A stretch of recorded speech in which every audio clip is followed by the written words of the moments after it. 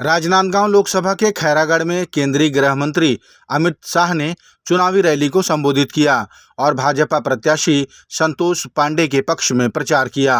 अपने उद्बोधन में गृह मंत्री अमित शाह ने कहा कि संतोष पांडे को दिया गया आपका एक एक वोट नरेंद्र मोदी जी को तीसरी बार प्रधानमंत्री बनाने का वोट होगा। उन्होंने वादा किया कि अगर प्रधानमंत्री के रूप में अब की बार नरेंद्र मोदी आएंगे तो हम छत्तीसगढ़ को पूर्ण रूप से नक्सल मुक्त राज्य बना देंगे। कमल के निशान पर जितना भी बटन दबाओगे वो वोट सीधा दिल्ली में नरेंद्र मोदी के अकाउंट में जाने वाला है। संतोष पांडे को दिया हुआ हर वोट मोदी जी को प्रधानमंत्री बनाने वाला है। भाई और बहनों, मोदी जी को 2 बार प्रधानमंत्री बनाया। 2 बार में उन्होंने छत्तीसगढ़ को बहुत आगे बढ़ाने का काम किया है। तीसरी बार बना दो, मैं आपको बताता हूं कि छत्तीसगढ़ को हम नक्सलवाद से मुक्त राज्य बनाने का काम करेंगे।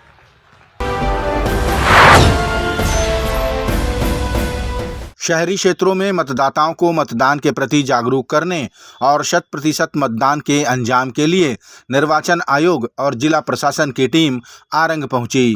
आरंग में जिला कलेक्टर और अन्य अधिकारियों की उपस्थिति में शपथ ग्रहण, मानव श्रृंखला और बाइक रैली का आयोजन किया गया। इन कार्यक्रमों के माध्यम से सभी को मतदान के प्रति जागरूक किया गया और सभी ने 100% मतदान की शपथ भी ली। देखिए, 7 मई को रायपुर लोकसभा क्षेत्र का निर्वाचन है। हम 100% मतदान की अपील कर रहे हैं। इसलिए पूरी जिला निर्वाचन की टीम, समाज के सारे वर्ग, हमारे ऑब्जर्वर महोदय, हमारे संयुक्त निर्वाचन पदाधिकारी महोदय, सबका उद्देश्य केवल एक ही है कि सुबह उठे हैं, सबको जगाना है। और सुबह इसलिए निकलना है कि यही वो टाइम है जब आपको वोट डालने जाना है। इसलिए सुबह से अगर निकलें और जल्दी से जल्दी अपना वोट डालकर लोकतंत्र के इस महापर्व में, जैसा कि चुनाव का पर्व और देश का गर्व, तो आप वोट डालकर इसे देश का गर्व करें। छत्तीसगढ़ के पूर्व मुख्यमंत्री भूपेश बघेल ने राजनांदगांव लोकसभा में गृह मंत्री अमित शाह की रैली को लेकर कहा कि अमित शाह एक बार फिर बड़े बड़े झूठ बोलकर चले गए। उन्होंने महादेव ऐप सट्टा को लेकर बहुत सारी बातें की, लेकिन ये नहीं बताया कि डबल इंजन की सरकार होते हुए भी महादेव ऐप क्यों चल रहा है। पूर्व मुख्यमंत्री ने सवाल किया कि भाजपा ने महादेव ऐप चालू रखने के लिए कितना चुनावी चंदा लिया है। उन्होंने कहा कि हमारी सरकार के समय हमने ऑनलाइन सट्टे पर कार्रवाई की थी, लेकिन इसमें केंद्र सरकार का सहयोग हमें नहीं मिला।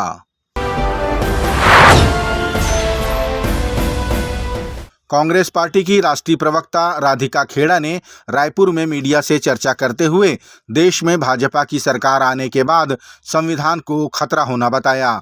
उन्होंने कहा कि भाजपा के सांसद कह रहे हैं कि सत्ता में आते ही संविधान में बदलाव होगा। आरक्षण को लेकर राधिका खेड़ा ने कहा कि अमित शाह ने कहा है कि हम आरक्षण खत्म नहीं करेंगे, लेकिन छत्तीसगढ़ में तो कांग्रेस की सरकार द्वारा पारित आरक्षण विधेयक पर भाजपा पालती मार कर बैठ गई है।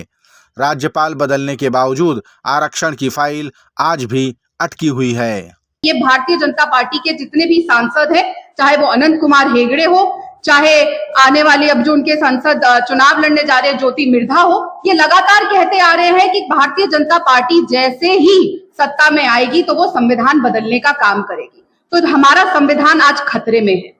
आज भारतीय जनता पार्टी ने अपना मैनिफेस्टो लॉन्च किया और साथ ही साथ आज अमित शाह साहब राजनांदगांव के खेड़ागढ़ में आए और खेड़ागढ़ में जब वो भाषण दे रहे थे, अपने भाषण की जो उन्होंने शुरुआत करी, तो उन्होंने शुरुआत ही इसी बात से करी कि वो आज टीवी देख रहे थे।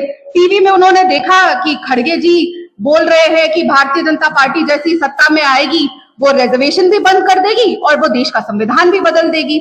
और उसके बाद उन्होंने जो कहा, मैं इंतजार कर रही थी क्या बोलेंगे, उन्होंने कहा कि मैं छत्तीसगढ़ की धरती पे आके यहाँ जनता को वादा करके जाता हूँ कि हम आरक्षण खत्म नहीं करेंगे, लेकिन संविधान नहीं बदलेंगे। इसके बारे में एक शब्द शाह साहब ने नहीं बोला। संविधान को लेकर लंबी चुप्पी साध ली, जैसे कहो उनके मुंह में दही जम गई और वो आगे बढ़ गए। छत्तीसगढ़ के गरियाबंद जिले में माता का एक ऐसा मंदिर है जो वर्ष में एक बार चैत्र नवरात्रि के प्रथम रविवार को ही भक्तों के लिए खुलता है। इसलिए आज चैत्र नवरात्रि के प्रथम रविवार को इस मंदिर में भक्तों की भारी भीड़ उमड़ पड़ी।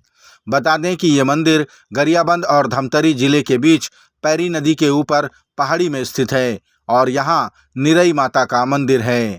इस मंदिर में महिलाओं का आना वर्जित है। मनोकामना के लिए भक्त वर्ष भर आज के दिन का इंतजार करते हैं।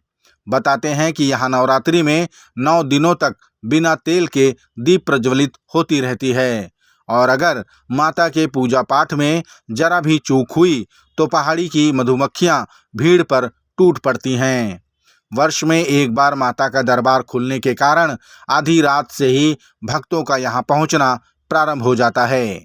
आज हम निरई माता के दर्शन करने के लिए आए हैं। आदि काल से ही हमारे निरई माता का यहाँ पूजा होता है। आज पहली बार मुझे यहाँ आने का मौका लगा। ये बहुत ही सिद्ध देवी है। यहाँ हजारों लोग जो भीड़ दिख रहे हैं अपने आस्था के कारण आते हैं और साल में एक बार आते हैं। कैसा अनुभव रहा आपका? बहुत बढ़िया। यहाँ पे देवी देवता का पूजा पाठ करके हम लोग अभी निकले हैं और इसके बाद हजारों श्रद्धालु यहाँ पे दिखाई दे रहे हैं। ये भी अपने मन्नत और आस्था लेकर के आए हैं। भगवान और माता सबकी मनोकामना पूर्ण करती है। छत्तीसगढ़ कांग्रेस के पूर्व विधायक व रायपुर लोकसभा के कांग्रेस प्रत्याशी विकास उपाध्याय ने प्रधानमंत्री नरेंद्र मोदी को महंगाई के असली जादूगर की संज्ञा देते हुए प्रदर्शन किया। इस दौरान विकास उपाध्याय ने जादूगर के पिटारे से महंगी वस्तुएं निकालीं और लोगों को बताया कि किस तरह पिछले 10 वर्षों में खाद्य सामग्रियों के दामों में बढ़ोतरी हुई है। महंगाई को लेकर कांग्रेस के इस प्रदर्शन में महिलाएं बड़ी संख्या में शामिल हुईं। किस प्रकार से मोदी ने महंगाई लाकर ये गैस की टंकी 1200 रुपया रेट है, शक्कर 45 रुपया रेट है, खाने का मीठा तेल 170 रुपया है और गेहूं चावल की स्थिति आज क्या है किसी से छुपी नहीं। पेट्रोल डीजल का दाम क्या है, ये जादू से अगर कोई इसका दाम बढ़ाया है तो बीजेपी और मोदी ने इस दाम को बढ़ाया है। देखिए